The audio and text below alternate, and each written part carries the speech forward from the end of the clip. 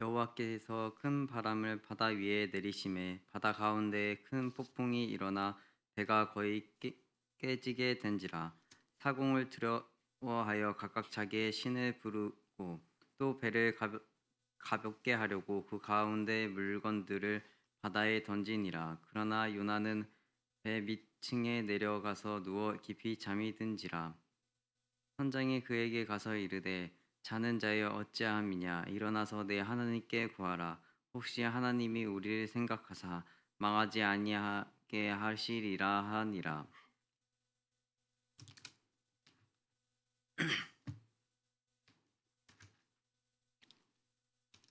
사도행전 27장 20절부터 22절 읽겠습니다. 여러 날 동안 해도 별도 보이지 아니하고 큰 풍량이 그대로 있음에 구원의 여망마저 없어졌더라. 여러 사람이 오래 먹지 못하였음에 바울이 가운데 서서 말하되 여러분이여 내 말을 듣고 그 레대에서 떠나지 아니하여 이 타격과 손상을 면하였더라면 좋을 뻔하였느니라. 내가 너희를 원하노니 이제는 안심하라. 너희 중 아무도 생명에는 아무런 손상이 없겠고 오직 배뿐이니라. 저희가 개척해놓고 한 몇 년 지나는 가정 속에서요, 우리 권사님들을 모시고 거제도에 있는 외도를 가려고요, 그런 시도를 한 적이 있었습니다. 여기서 거제도까지도 거리가 꽤 되지요. 날짜를 잡아놓고 그래서 거제도를 가기 위해서 출발해 가는 가정 속에서 우리 권사님들을 모시고 가려고 할 때마다 두 번 다 거제도 입성을 하지 못하고 되돌아오는 그러한 참 피치 못할 에피소드가 있었습니다. 근데 희한하게도요, 비가 오든지 바람이 불든지 다른 모든 팀하고 갈 때는 다 들어갔어요, 거제도를. 근데 희한하게 우리 권사님들만 모시고 가면은 다 못 들어가는 그런 상황이 벌어지는 그런 모습을 보면서 이게 못 들어갈 수도 있구나. 저는 그때 이제 그것을 경험하게 됐어요. 집회를 가는 과정 속에서도 그런 경우도 있습니다. 집회 가는 과정 속에서도 집회 기간 동안에 꼭 이상하게 어떤 분을 태우면 차량에 문제가 생기든지 사고가 나는 그런 경험을 제가 이렇게 좀 경험하게 됐어요. 그래서 그때도 광주 집회를 갔었는데 집회 끝나고 점심 먹으러 가는 과정 속에서 차 운행을 해줘야 되나 말해야 되나 가다가 제 차로 이렇게 가게 됐는데 그날도 우연찮게 사고를 당하는 그런 일을 경험하게 됐어요. 그런가 하면 우리 자녀가 3명인데 3명을 낳는 동안에 제가 우리 자녀를 낳는 것을 이렇게 그 현장에 있기도 했지만 그렇지 못한 경우가 있었는데요. 여러분이 어떻게 생각하 한번 생각해 보시라고요. 아빠가 당연히 남편이 옆에서 지켜봐야 되는데 집사람 말에 의하면 출산이 자꾸 늦어지고 나와야 될 애가 나오지 않아서 저를 그 자리를 잠깐 비우도록 심부름을 보였더니 그때 아이가 났다. 실제로 집으로 뭘 가지러 가는 사이에 출산했다고 소식을 듣는 상황이 벌어졌어요. 임종 문제는 또 어떨까요? 임종 같은 경우에는 어떤 사람이 꼭 와야 그 가족 가운데 유족 가운데 어떤 사람이 꼭 와야 그 당사자가 임종하는 그런 경우가 있고요. 뭐 이런 경우가 있잖아요. 여러분 이런 상황을 어떻게 생각해요? 이것은 목사님 종교적으로 기독교적으로 맞지 않지 않습니까? 라고 생각할 수도 있어요. 그런데 저는 그럴 것보다는 당사자와 예를 들어 출산 문제 같은 경우도 태어나려는 아이와 아빠 간에 어떤 교감의 문제가 있는 부분이 있을 수도 있고요. 임종 같은 경우도 돌아가시는 당사자와 그 가족 간에 뭔가 꼭 와야만이 먼 거리에서도 와야만이 임종하게 되는 역사는 꼭 보고 싶은 그러한 심리적인 강함의 역사가 뭔가 있지 않아서 그럴 수 있는 문제가 있지 않을까라는 생각을 해봅니다. 유교적이나 뭐 불교적이나 뭐 이런 걸 떠나서 저는 잘 모르겠어요. 근데 제가 목회하면서 겪었던 많은 일들 가운데는 이런 일도 있더라라는 겁니다. 아까 제가 사고라든가 그 외도에 들어가지 못했던 일들을 제가 나열한 것은 또 다르지 않을 거라고 봅니다. 오늘 성경 속에도 그런 예가 있잖아요. 성경 속에서도. 성경 속에서 요나의 사건을 보면 요나가 풍파를 만납니다. 풍랑을 만나는 역사 속에 보면 누구 때문에 일어났어요?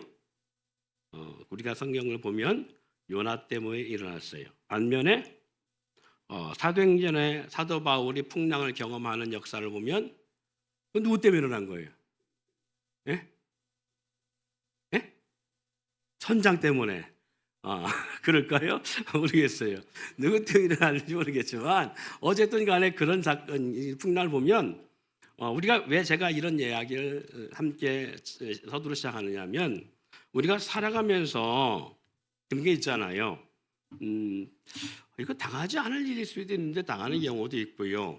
또 그리고 왜 이것이 나에게 닥칠까? 이런 문제가 나에게 닥칠까라고 하는 문제가 있을 수 있지 않는가라는 겁니다. 예, 생각 한번 해봅시다. 오늘 요나나 사도 바울 같은 경우는 다 풍랑을 경험한 사람들입니다. 우리가 아까 좀 전에 말씀한 것처럼 요나는 요나의 잘못된 어떠한 그런 행동 때문에 하나님이 요나로 인하여서 대항을 일으켜서 풍랑을 일으켰잖아요. 대항 가운데 하나님이 풍랑을 주었다면 사도 바울은 잘 감당하고 있는 사역임에 불구하고 왜 풍랑을 만날까? 하나님 전능하신 분이잖아요. 능력이 많으신 분이잖아요. 못하실 것이 없는 분이잖아요. 그럼 요나는 그렇다 치더라도 사도 바울에게는 왜 이런 문제를 만나게 했을까라는 부분을 여러분 고민을 안 해보셨나요? 저는 고민을 해봤어요. 왜 그런가? 왜냐하면 제가 살아가면서도 많은 그런 부분들을 경험하니까 제가 조금 전에 예화를 말씀드렸던 것처럼 살아가면서 뜻하지 않은 일들을 만났을 때 이게 나로 인한 건지 타인으로 인한 건지 이 문제가 왜 온 건지 이런 고민 안 해봐요? 네. 나르시스 증후군에 있는 사람들은 자기 탓 안 한다고 하니까 다 남 탓이라고 한다니까 그렇게 돌리는 사람도 있을 거예요. 이건 내 문제가 아니야. 저것들 때문이야. 이렇게 할 수도 있어요. 그러니까 저는 좀 에르시스 그런 사고가 있어서 그런지 모르겠지만 모든 문제를 저한테 돌리는 경향이 있어요. 이게 나로부터 온 문제라면 나에게 어떤 문제가 있어 이런 것이 왔을까라는 생각을 하게 될지. 그럼 여러분 같은 경우는 살아가면서 어떤 문제가 닥칠 때에 그 문제 앞에 여러분은 어떻게 이 문제를 받아들이냐는 거예요. 에이 그럴 수도 있지 뭐. 아직 그럴 수 있지. 이렇게 해요? 어떻게 생각해요? 그럴 수 있지 뭐. 닥칠 수 있지. 뭐 이렇게 그냥 넘어가요? 근데 안 닥칠 수도 있잖아요. 예를 들자면 그런 문제 어떤 문제들이 나에게 안 닥칠 수 있는데 닥쳤다면 우리는 고민해 볼 수 있는 부분이잖아요. 그리고 실질적으로 그게 나로부터 오는 문제라면 내가 이 문제를 또 만나지 않기 위하여서 무언가 변화를 주다든가 바꾼다든가 우리가 영적으로 말한다면 회개를 한다든가 그런 필요성이 있고요. 예. 이게 타인으로부터 온 문제라면 그런 문제를 앞에 내가 닥치지 않을 수 있는 문제일 수 있는데 누군가 때문에 오는 거라면 내가 그 사람과 성경이 그랬잖아요. 믿지 않는 사람과 멍에를 함께 하지 말라. 그러니까 믿지 않는 사람과 함께해서 오는 결과라면 내가 믿지 않는 사람과 굳이 막 끝까지 가면서 계속 막 다치고 부딪히고 깨지고 그럴 필요 없잖아. 오늘 분위기 묘하네. 산상수훈에서 예수님은요 지혜로운 사람과 어리석은 사람에 대한 말씀을 하십니다. 예, 주의 말씀을 듣고 행하는 자 그 사람의 집은 반석 위에 지은 집이라고 말해요. 반면에 듣고 행하지 않는 사람은 모래 위에 지은 집을 짓는 사람과 같다라고 성경 말합니다. 그러면 또한 이런 말씀하시죠. 그 말씀하시면서 반석 위에 짓는 지혜로운 사람과 모래 위에 집을 짓는 어리석은 미련한 사람, 어리석은 사람의 모습을 말씀하시면서 예수님이 우리 가운데 꼭 이런 말씀으로 우리 가운데 지적하십니다. 뭐라냐면 반석에 지은 집이나 모래 위에 지은 집에 모두 뭘 당하고 있다? 비를 맞고 창수를 당하고 바람을 경험하게 된다는 거예요. 예. 지혜로운 우리가 생각할 때 믿음 생활할 때 우리는 그러잖아요. 하나님 왜 믿는 사람에게 이런 문제를 당하게 합니까? 왜 믿는 사람에게 이런 고초를 당하게 하지요? 왜 믿는 사람에게 이러한 어려움을 겪게 하십니까? 예. 내가 믿는데 그리고 저 사람이 교회 장로인데 저 사람이 교회 목사인데 왜 저런 일을 당합니까? 라고 할 수 있잖아요. 믿는 사람에게 우리가 하나님을 믿는데 하나님은 왜 우리 삶에 왜 그렇게 하시죠? 라고 할 수 있잖아요. 안 믿는 사람 그렇듯이 나는 전능하신 분이라며 만물을 창조하고 다스리신 분이라며 근데 왜 내 삶을 이렇게 고달프게 하십니까? 왜 힘들게 하십니까? 라고 하는 질문을 우리도 던질 수 있다는 거죠.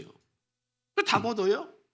답을 얻지 못하면 겁내 답답하지 않습니까? 신앙생활 하면서 이거 때려칠 수도 없고 이거 그렇다고 해도 전진할 수도 없고 믿을 수도 없고 안 믿을 수도 없고 안 믿자니 있는 것 같고 믿자니 답답하고 그렇지 않나요? 제가 그렇다는 얘기를 들을 수 있겠지만 제가 신방하다 보면 이런 얘기를 많이 들어요. 들으니까 참 답답하겠다 생각이 들어요. 한번 생각해보자는 얘기죠. 자, 그런데 놀라운 것은요, 예수님이 하신 말씀이 이 말씀이에요. 모래 위에 집을 지은 자나 반석 위에 집을 지은 자나 당하는 게 있다. 동일하게. 그게 뭐냐면 동일하게 바람과 창수와 폭풍과 이 비바람을 경험하게 된다는 겁니다. 할렐루야. 믿는 자나 믿지 않는 사람에게 다 경험하는 일들이라 한마디로 얘기하면 그거 말이에요. 충성하는 자나 불충성하는 자나 다 경험한다는 거예요. 그러나 분명한 것은 여기에 같은 것이 있다면 다른 것이 있다는 거예요. 그게 뭐냐면 반석 위에 지은 집은 무너지지 않는다는 거예요. 그러나 모래 위에 지은 집은 무너짐이 심하다고 말씀하고 있습니다. 이는 하나님을 믿는 사람도 믿지 않는 사람도 환경적 어려움을 경험하고 몸의 질병도 경험할 수 있고 그리고 부도도 날 수도 있고 생활에 그러한 어려운 고통을 당하기도 하고 경험할 수 있다는 거예요. 그러나 결과는 다르게 나타나는 거예요. 과정 가운데 주어진 일들은 같을 수 있지만 결과가 다른데 그게 뭐냐? 분명히 나타나는 것이 뭐냐? 무너짐이 있다는 것과 무너지지 않는다는 거예요. 할렐루야. 사명을 감당하는 삶도 이와 다르지 않다는 겁니다. 믿음 생활을 온전히 감당하지 못하든 온전한 예배자로 살든 못 살든 영적 삶을 살든 육적 삶을 살든 주님의 일을 감당하든 회피하든 세상의 환경과 생활 가운데 삶의 풍파는 다 경험할 수 있다는 거예요. 이런 경험하니까 그럴 수 있습니다. 아이고 예수 믿는 사람도 저런 게 하고 예배 생활 잘하는 사람도 저런 일 당하니까 제가 지난주에 했던 말씀과 연관되어 있는 부분이 이런 부분입니다. 지난주에 했던 말씀이 있잖아요. 예전에 제가 들었던 말씀 가운데에 연전하게 열심히 하고 주님을 위해 봉사를 잘해요. 근데 불구하고 우리 가정이 왜 이렇게 될 수 있느냐, 왜 이렇게 됩니까? 라고 말할 수 있다는. 예. 그러다 보니까 안 하는 사람 보니까 안 하는 사람도 어렵지 않더라. 안 하는 사람도 보니까 다 그렇더라. 라고 해서 영적으로 회피할 수 있어요. 그런데 분명한 것은 주님 말씀한 거예요. 감당하든 감당하지 못한 삶을 영적 삶을 살던 육적 삶을 살던 그리고 세상적 환경 속에서 살아가던 주님 안에서 정말 주님의 영광들을 살아가던 만나는 풍파나 환경은 다 경험할 수 있다는 거예요.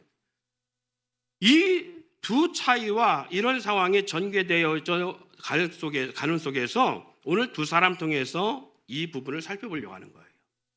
오늘 두 사람 통해서 우리가 살아가면서 경험하는 것들 가운데 믿지 않는 사람, 믿는 사람이나 별 다를 바가 없는 고난 당하던데요. 예를 들면 이런 것들이잖아요. 비를 의로운 자나 불의한 자가 내리듯이 이른 비와 늦은 비의 역사가 하나님의 공평함 속에 이루어지고 있듯이 지금 우리가 당하는 그런 거 있잖아요. 세계 정세 속에서 경제적 어려움을 믿는 사람이라고 해서 풍성하고 믿지 않는 사람이라고 해서 어려운 건 아니잖아요. 다 경험하고 있는 거잖아요. 다 당하고 있는 것들이에요. 재정적 어려움을 다 경험하고 있다고요. 생활적 어려움을 다 경험하고 있다고요. 교회라고 특별하지 않다는 거예요. 세상이라는 어떤 기업도 뭐 식당도 아니면 무슨 뭐 자그마한 모든 기업들도 부도날 수 있고요. 교회도 부도날 수 있는 거예요. 교회가 왜 부도나냐? 교회는 하나님의 집이고 하나님이 빚값 세운 교회라면서 왜 교회가 부도나냐라고 말할 수 있어요. 그러나 교회가요, 한 달에 몇백 개씩 부도나서 문 닫습니다. 이런 문제를 우리가 경험하게 되어졌을 때에 나는 이 부분에 대해서 어떻게 해석하고 어떻게 받아들이냐는 거예요. 이 말인즉 우리 삶도 마찬가지입니다. 예수 믿는다고 해서 안전하지는 않아요. 예수 믿는다고 해서 풍파 안 만나는 거 아닙니다. 신앙생활 잘한다고 해서 모든 생활 가운데 다 초월되어지고 환경적 어려움을 당하지 않는다는 게 아닙니다. 예수 믿거나 믿지 않거나 열심히 하거나 열심히 하지 않거나 영적 삶을 살거나 육적 삶을 살거나 사명을 감당하든 감당하지 않든 당하는 일들이라는 얘기예요. 그래서 오늘 이 두 사람을 통해서 비교하고 해보는 거예요. 이들은요, 평면이나 평신도적 사역이 아닙니다. 오늘 우리가 말씀 전에 들었던 영상처럼 사명자들이에요. 사명자들이라는 것은 우리가 목회자만 사명자는 아닙니다. 우리 모두가 다 하나님 앞에 왕같은 제사장적 사명을 가지고 있어요.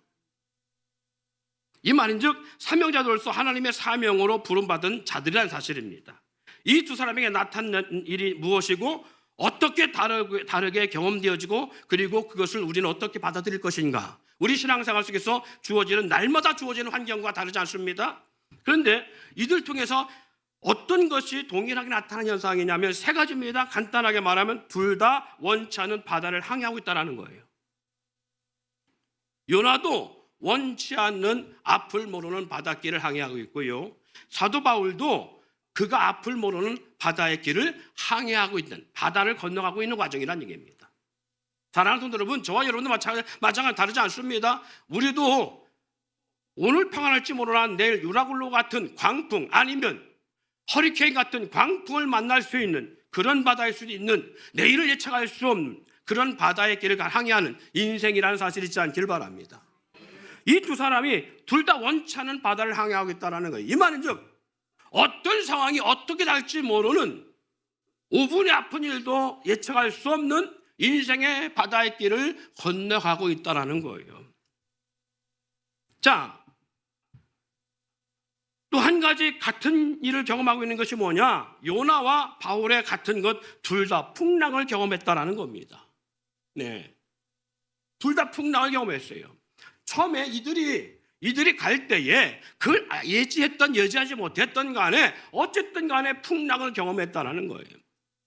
이 말인즉 우리도 살아가면서 반드시 우리의 삶 속에도 우리가 원치 않는, 또 우리가 예측하든 예측하지 않던, 우리도 살아가면서 우리가 원치 않는, 우리가 감당하기 힘든, 우리가 받아들이고 싶지 않는, 받아들일 수 없는 거대한 풍랑들을 우리도 경험할 수 있다는 겁니다. 안 믿는 사람들만 경험하는 것이 아니라 믿는 우리에게도 언제든지 올 수 있다는 얘기입니다. 평신도에게만 있는 것이 아니라 장로여 목사에게도 얼마든지 올 수 있다는 얘기입니다. 세 번째, 이 풍랑 이후의 역사 속에 배에 탄 모든 사람들을 구원했다는 건 같아요. 예. 요나가 탔던 배도 요나로 인하여 구원받았고요. 사도 바울이 탔던 배도 사도 바울로 인하여서 이 배에 탄 300여 명이 넘는 모든 사람들이 구원을 받는 역사가 일어나요. 다시 말해서 바다에서 침몰하여 바다에서 그 배가 파손함으로 바다에서 다 사망에 이른 것이 아니라 다 건진받은 역사가 일어났어요. 다 구원받는 역사가 일어났어요.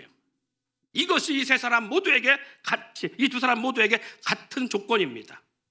요나는 자기로 인하여 많은 손해를 끼쳤지만 회개와 그리고 희생을 통해 배에 함께 탄 사람들의 생명을 구원했다면 사도 바울의 말을 듣지 않고 행선함으로 말미암아 그들이 많은 손해를 입었고 배가 파손되는 역사가 경험했지만 그럼에도 불구하고 배에 탄 사람들의 생명이 보존되는 역사를 경험했다는 거예요. 결국은 누구 때문에 살았다? 그래요. 말을 잘 듣지 않든 순종하든 순종하지 않든 역행하든 역행하지 않든 하나님의 사람들도 인하여 구원을 받고 있다는 사실을 잊지 않기를 바랍니다. 사랑하는 성도 여러분, 그렇다면 우리는 여기서 한 가지 우리는 지혜로운 답을 얻을 수 있어요. 저와 여러분 때문에 이 세상에 지금까지, 그리고 여러분 때문에 이 세상 가운데 구원받을 자가 사망에 이르지 아니하고 구원의 역사를 이룰 수 있다라는 사실을 우리는 인지할 수 있기를 바랍니다. 저와 여러분은 뭐라고요? 따랐다. 사명자. 그래요. 사명자라는 것은 생명을 구원할 수 있는 사람들을 말합니다. 죽어가는 사람을 살릴 수 있는 사람을 말합니다. 저와 여러분들은 사명자입니다. 할렐루야. 여러분 주위 가운데 누가 있든 그 사람이 여러분의 말을 듣지 않든 듣든, 여러분이 순종하든 순종하지 않든, 여러분이 하나님 말씀의 뜻을 벗어나 살든 안 살든, 그게 중요한 게 아니에요. 중요한 건 여러분이 그렇게 살다 할지라도 하나님은 절대 손해보는 분이 아니라는 사실입니다. 나 때문에 비참한 역사를 만들기도 하지만 나로 인하여서 비참할 수밖에 없는 존재가 생명 없는 역사를 줄 수 있습니다. 그러나 분명한 것은 우리는 뭐다? 따라서 사명자다. 우리는 사명자예요. 그러면 어떤 상황에서 풍랑을 만났느냐가 중요한 겁니다. 어떤 상황에서 만났어요? 요나 같은 경우는 어떤 상황에 풍랑을 만납니까? 불순종함으로 만납니다. 할렐루야.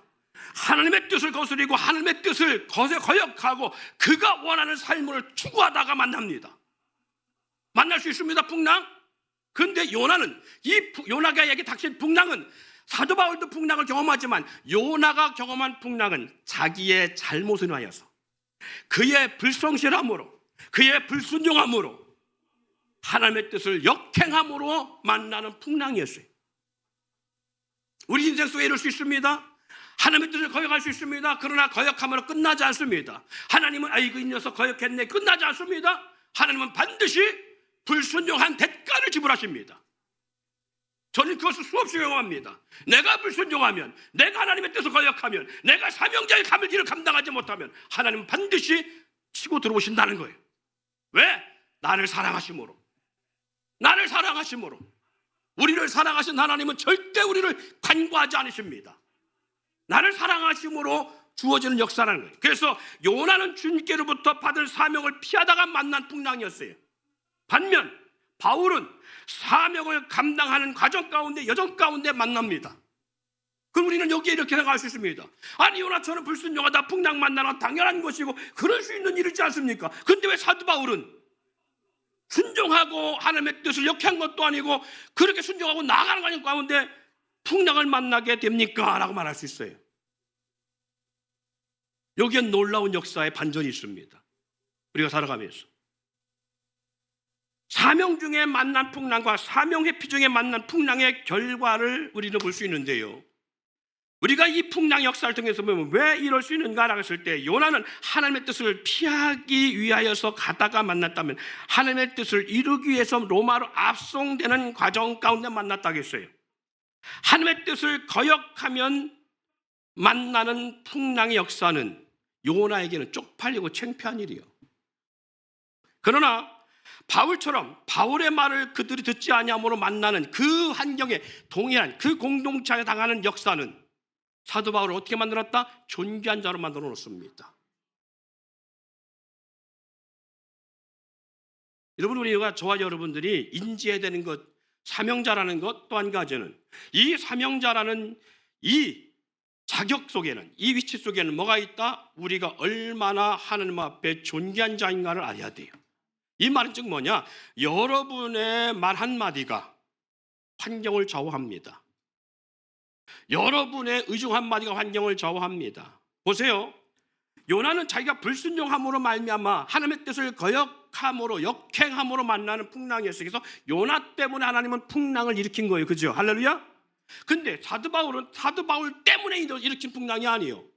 여러분, 우리가 사도 바울하면 우리가 생각할 때 이렇게 말할 수 있습니다. 제가 요거 조금 전까지 올라오기 전까지 말씀의 원고 속에는 사도 바울의 말을 듣지 아니한 가운데 풍랑을 경험했다라고 그 어떤 원고를 그렇게 작성해 왔어요. 근데 여기서 앉아서 기도하는 가운데 하나님이 제게 딱 주신 사인이 뭐였냐면, 그것마저도 내가 일으킨 거야 라는 사인이었어요.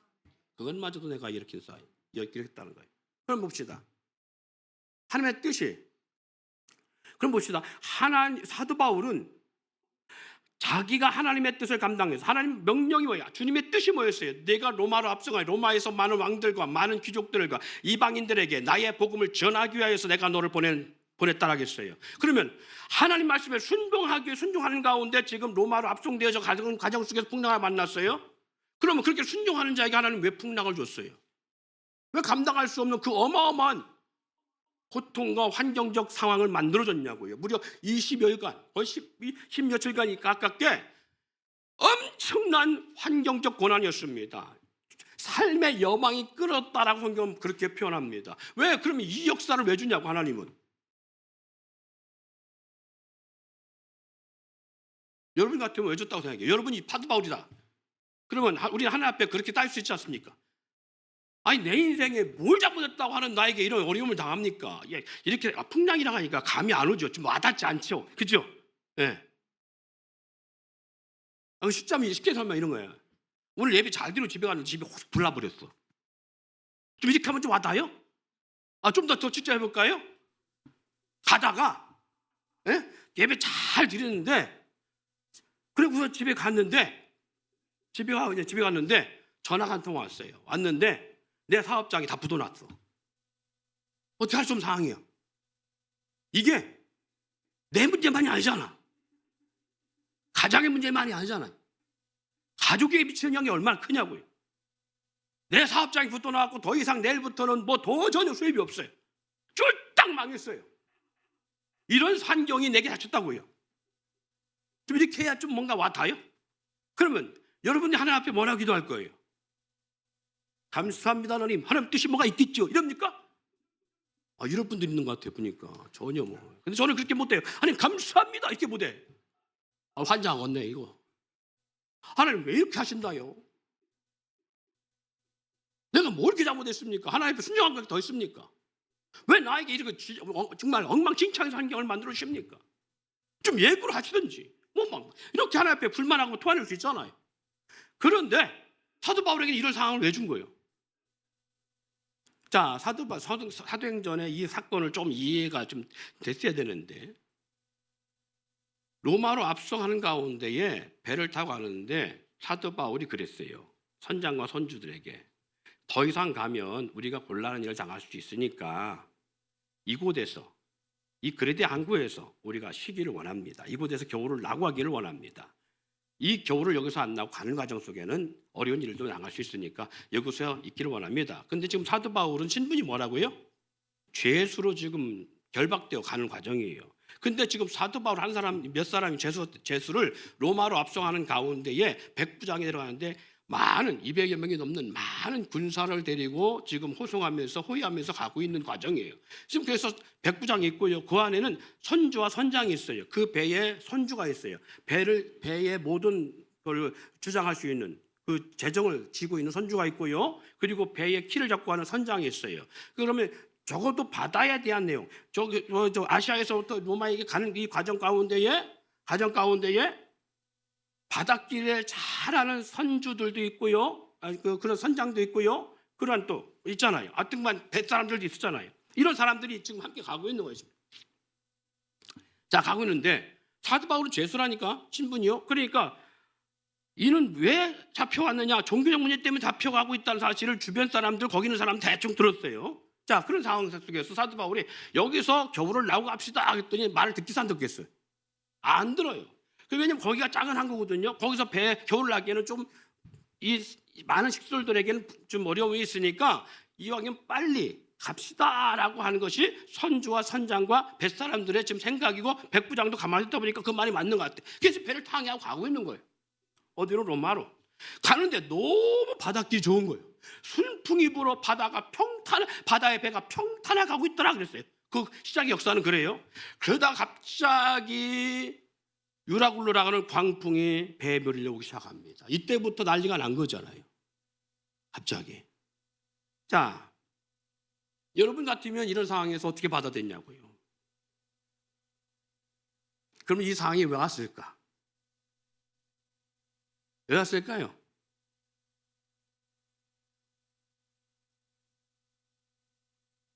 하나님 누구 때문에 이 사건을 허락했을까요? 왜 바울 때문에? 바울 불순종해서? 바울을 존귀하게 세우기 위해서 믿어지십니까? 그래요. 바울 때문에, 요나는 요나 때문에 당한 풍랑이라면 사도 바울의 사역도 마찬가지입니다. 바울 때문에 허락한 거예요. 그러나 요나와 다른 것이 있는데, 바울은 그 한 공동체, 배 안에서의 공동체 안에서 바울이 지금 외모적, 육신적 모습은 죄수의 신분으로 가지만, 그래서 결박되어 가지만 그는 결코 죄수의 신분이 아니라 사명자의 신분으로 가고 있다는 것을 인지시키고, 그들로 하여금 바울이 믿는 여호와 하나님, 주님이 누구인가를 인지시키고자 하는 하나님의 역사가 그 안에 있어요. 그 말인즉 우리가 살아가면서 많은 어려움과 고난과 곤고한 일을 당할 수 있습니다. 그래서 우리는 둘 중에 하나를 잘 돌아봐야 돼요. 첫 번째는 이게 나의 불순종으로 온 문제인지, 내가 하나님 앞에 불순종하고 불성실함으로 그리고 역행함으로 온 문제인지를 살펴봐야 돼요. 두 번째, 하나님이 이 일을 통해서 무엇을 드러내려고 하는지를 봐야 돼요. 그리고 우리가 닥친 문제 앞에 낙심과 좌절하기보다 하나님의 뜻을 볼 수 있어야 돼요. 사도 바울도 누구 때문에 그 사도 바울의 말을 듣지 아니하는 그 불순종했던 많은 300여 명이 넘는 많은 사람들이 고난당한 거예요. 근데 이들 때문에, 믿지 않는 이들 때문에 누구도 고난당하고 있다? 사도 바울도 함께 고난당해요. 사랑하는 성도 여러분, 우리 가정 가운데 그런 사람이 있습니다. 실적으로 우리 환경 가운데 그런 사람이 있습니다. 우리 가정에 나로 인하여 환난과 풍파가 있을 수 있어요. 그러나 내 말 듣지 아니함으로 말미암아 오늘 풍파가 있을 수 있어요. 그래서 이 가정이라고 하는 배가 참 중요한 게, 그래서 우리는 리더십이라고 말하잖아요. 리더십, 11이 배잖아요. 그죠? 그러니까 가정에서 가장은 마치 선장과 같이, 또 영적으로 말하면 사도 바울처럼 중요한 사명자라는 거예요. 리더십이라는 것이 바로 그래요. 여기 선장이 사도 바울이 말을 들었더라면 이런 모든 걸 잃지 아니하는, 가정에 모든 손해를 끼치지 않고 생명마저 위협을 경험하지 않을 수 있는 문제가 될 그런 상황이 될 수 있었어요. 그러나 사도 바울의 말을 듣지 아니함으로 주어진 일들이라는 얘기입니다. 그렇다면 가정에서 리더십, 가장의 위치가 얼마나 중요한 건가요? 그리고 가장의 말을 가족들이 어떻게 수행해야 되는가라는 걸 부분을 우리가 기억할 수 있어야 될 줄 믿습니다. 가장의 말을 우습게 여기면 이 사도 바울이 경험한 이 상황, 사도 바울 공동체가 경험한 이 배와 같은 상황을 경험할 수 있게 되진다는 거예요. 사랑하는 성도 여러분, 그들 앞에 사도 바울은요 왕이 아니었습니다. 그들 앞에 사도 바울은요 백작이나 귀족이 아니었어요. 그들 앞에 사도 바울은요 선주가 아니었어요. 선장도 아니었습니다. 모든 사람들이 볼 때 한 죄수에 불과했습니다. 보잘것 없는 인생 속에 불과했습니다. 그러나 하나님의 사명은 누구에게 있다? 그 사도 바울에게 있다라는 사실이, 하나님의 역사가 누구에게 있다? 사도 바울에게 있다라는 거예요. 그 배의 운명이 누구에게 있다? 사도 바울에게 있다라는 사실이. 그렇다면 저와 여러분도 마찬가지입니다. 여러분이 가정의 가장은 누구 같다? 사도 바울처럼 사명자요, 하나님의 역사가 그곳에 있습니다. 그 성경은 사도 바울에 기록된 성경 말씀에 이렇게 말합니다. 여자는 교회에서 잠잠할지어다 라고 말한 게 이거예요. 리더자 위치가 어디에 있느냐는 거예요. 가족들이 볼 때 우리 아버지는 내 남편 어떻게 그리고 저렇게 평가할 수 있습니다. 누구처럼 사도 바울을 평가하듯이 보잘것없는 사람 평가될 수 있습니다. 그러나 영적으로는 기억하십시오. 리더자입니다. 리더십의 역사를 가지고 있는 사람입니다. 그런데 순종하지 않잖아요. 순종하지 않음으로 말미암아 경험하는, 요나처럼 경험하는 일들을 경험할 수 있어요. 리더자는 그만큼 위치가 중요하다는 사실을 알고 영적으로 주의 종과의 관계가 친밀해야 되고 영적으로 하나님과 성령과의 관계가 친밀해야 됩니다. 그래야 살아남아요. 그래야 온전해 갈 수 있습니다.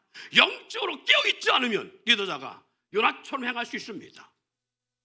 그럼에도 불구하고 따라합시다. 하나님은 절대로 손해보는 분이 아니시다. 그리고 하나님은 절대 손해보는 분이 아닙니다. 요나의 경우에나 사도 바울의 경우에나 다 봤을 때에 사람은 손해일지 모르겠지만 불순종함으로 그 모든 재산과 재물을 다 바다에 던져버려야 되고 배마저 파손돼야 되는 이러한 엄청난 결과가 왔어요.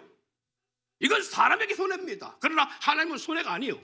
하나님은 절대적으로 손해보는 분이 아닙니다. 물질적 손해는 사람에게 있지만 영혼의 손해는 하나님에게 있는데 하나님은 그 영혼을 어떻게 손해보자 분이 아니었어요. 이 일로 말미암아 불순종한 요나 때문에 요나가 탄 배에 모든 사람들이 하나님이 누구인가를 경험했습니다. 할렐루야. 그런가 하면 사도 바울 역사를 보면 이 사도 바울의 말에 불순종한 배가 풍랑을 만나 다 모든 걸 이뤘음에도 불구하고 이 사도 바울이 누구인가, 그와 함께한 주가 누구인가를 모든 그 뱃사람들이 다 경험합니다. 그리고 그를 존경하고 기억입니다. 이 풍랑 이후에 사도 바울의 환경이 확 바뀝니다. 모든 선장과 선주는 물론하고 모든 군사들과 그 백부장마저도 사도 바울의 말 한마디에 움직이기 시작합니다. 이게 영적 리더력이에요. 우리는 불순종하면 쪽팔린 구원을 받을 수 있습니다. 그러나 할 수 있으면 우리는 사도 바울처럼 순종하면 좋아요. 어떤 일을 경험한다 할지라도, 할렐루야.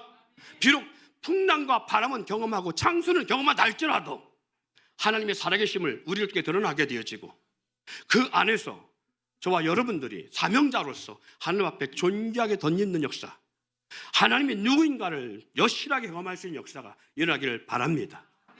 여러분, 가족들에게 어려운 일을 당하는 건 바로 그래서 일어나는 일이에요. 영적 가장, 리더십을 갖고 있는 영적 가장을 역사, 불순종함 중에서 자녀들이나 아니면 가족들이 당하는 일들을 통하여 누굴 존귀하게 만드시려고? 리더의 영적 존귀한 자를 만드시려고. 교회도 다르지 않습니다. 사랑하는 여러분, 그런 중에서 오늘 우리 교회가 주님 안에서 이 존귀한 역사를 이왕이면 요나처럼 그럼에도 불구하고 하나님 손해보는 분이 아니시지만 요나 같은 삶을 사는 인생이 아니라 사도 바울같이 순종함을 통하여 비록 어려운 환난을 경험하기도 하고 생활에 곤고한 일을 당하기도 하고 생각지 않은 일을 경험한다 할지라도 이왕이면 사도 바울처럼 여러분들이 존귀하게 세상 가운데 드러나고 여러분 직장에서 믿는 자로서 여러분의 위치가 드러나고 여러분이 있는 하나님이 영광 받으시는 역사가 드러날 수 있기를 축원을 드립니다.